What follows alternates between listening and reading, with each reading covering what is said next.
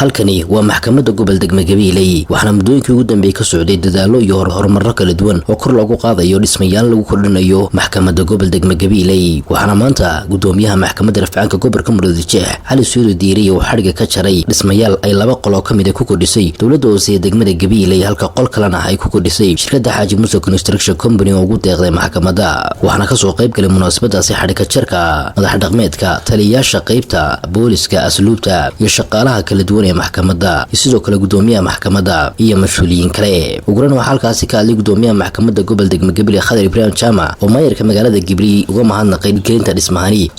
waa maxkamaddii degmada oo ikhtisaaskii degmada wada iyo maxkamaddii gobolka oo ikhtisaaskii gobolka iyana wada waa labadii darajo ee ay dacwaduhu ka bilaabmayeen culayska ugu badanna waa halku yaallo marka la eego bahda garsoorka markuu cagaa soo geliyuun buu arkaa baahida meesha waxaan markiiba idamqay waxa weeye xafiisyo yaraanta taalla gobolkii iyo shaqada baaxadda leh ee meesha ka socota kule ilaahay waa inoo suurto geliyey oo 30 sano ee aynu wadanka maanta xornimadeena haysaneen ku jirno intii lagu shaqaynayay hal sano gudaheed ayay intii in laga inoogu soo birtay waa laba xafiis oo kale iyo hal hool oo kale intii 30 sano lagu shaqaynayay in laga kala sanadka inoogu soo birtay waxaan rajaynayaa haddii ilaahay ugu simo sanadka xigana intaas iyo in ka badanba in iyadana ku soo biiri doonto maxkamadda markaa nimo gaadiidka waxaan ugu imahay hal xaajiyada oo iyaduna ay hawlaha iyo shaqada meesha ka socota iyaduna noo wada alxamdulillah gaari labaadna maanta sanadka gudihiisna waa noo soo biiray gobolku waa ogtiin oo baaxadiisu way weyn tahay mar labaadka waxaan u mahadnaqayaa dawladda hoose oo si degdega oo wanaagsan u ajiibtay baaqi aan u dirnay maxkamadda inay ka qayb qaadato ballaarinteeda waxa kaloon u mahadnaqayaa oo iyadana aanan ilaabayn mar walba shirkaddii dhismahan fulisay ee Xaaji Muuse Construction Company oo iyaguna sidii aanu doonaynay iyo codsi waloon u gudbino oo dhahna sidaa loo ekaysiiyaba naga aqbalayay waxaan mahadda labaad u soo jeedinayaa golaha deegaanka ee uu hogaaminayo Maayir Amiin Cumar Cabdi waxa lagu soo kordhiyay maxkamadda hal qol oo hoola iyo qol xafiisa oo dawladda hoose dhistay qol saddexaad ayaanu anaguna marka gudoomiyuhu noo sheegay baahida faraha badan leh meesha taalla aanu shirkad ahaan ku tala galay inaanu dakhliga ka bixino oo ka dhisnay shirkadaana qolka saddexaad ku dartay dhismaha maxkamadda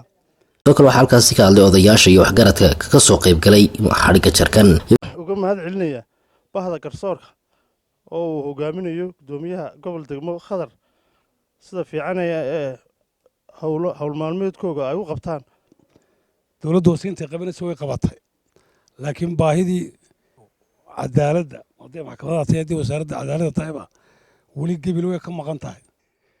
gudoomiyaha maayirka ee wax qabada xilku saaran yahay waxaan sameeyay isaguna aad buu mahadsan yahay waa markii koowaad ee dawladda Soomaaliland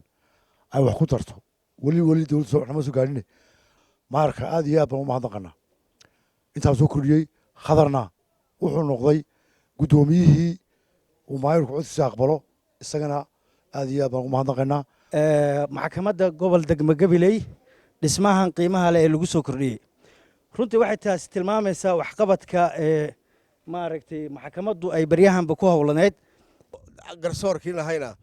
aad baynu ugu baahanay waqoolo yaa ayyuhalladina aamanu taqullaha waqulu qawlan sadiida hadal toosan inaan ku hadalno weydiin waxa uu dalkaagu adiga ku qaban karo ee isweydiin waxa aad u qaban karto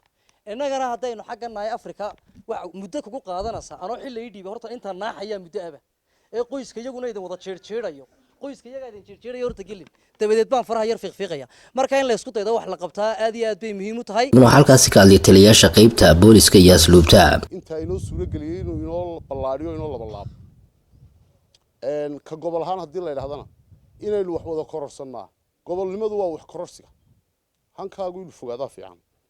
waxa weeyaan qofku iminka khadarintiisii waa kaa oo daraskiisa maanta waynu haynaa